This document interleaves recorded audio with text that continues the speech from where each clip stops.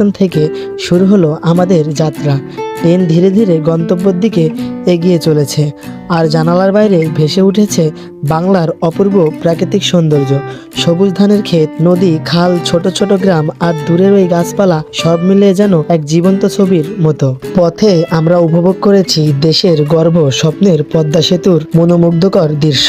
পদ্মার বিশাল জলরাশি আর সেতুর অপূর্ব সৌন্দর্য সত্যি চোখ জুড়িয়ে দেয়। এই মুহূর্তগুলো ক্যামেরাবন্দি না করলে যেন ভ্রমণটাই অসম্পূর্ণ থেকে যেত।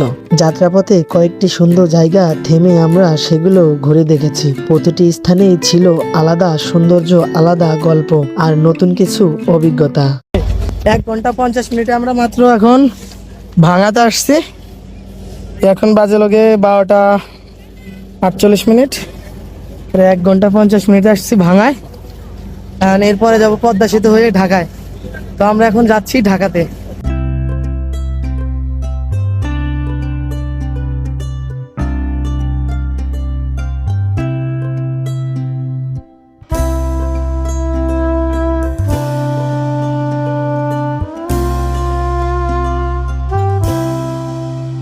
এখন আছি আমরা পদ্মায়, এখন ঢুকে যাব পদ্মা সেতুতে, ঢুকে যাব। হুইসেল মেরে দিছে, ছেড়ে দিবে ট্রেন, ছেড়ে দিছে, এখন উঠে যাব।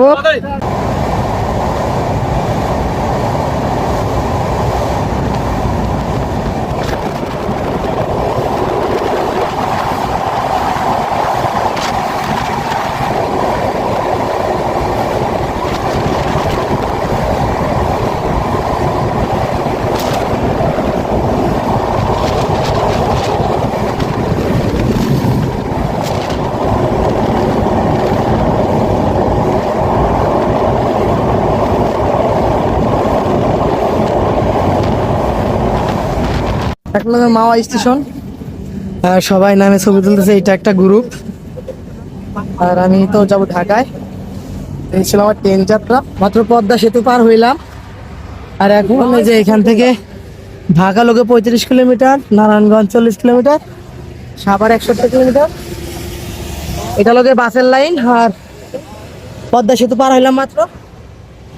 আর আমাদের এই মধুমতি এক্সপ্রেস না হলেও 70 কিলোমিটার বেগে ছুটে আসছে রাজবাড়ী থেকে ঢাকায়। অবশেষে পৌঁছে গেলাম ব্যস্ততা শহর ঢাকা। একদিকে প্রাকৃতিক শান্ত সৌন্দর্য, অন্যদিকে রাজধানীর কর্ম অঞ্চল জীবন। দুই ভিন্ন রূপে এই ভ্রমণটি ছিল সত্যিই অসাধারণ। আপনাদের কেমন লাগলো সেটা অবশ্যই কমেন্টে জানাবেন। ঢাকা নাকি ফাঁকা? এখন ঢাকা দেখি যানজটে ভরা। এই লোক আমাদের ঢাকা।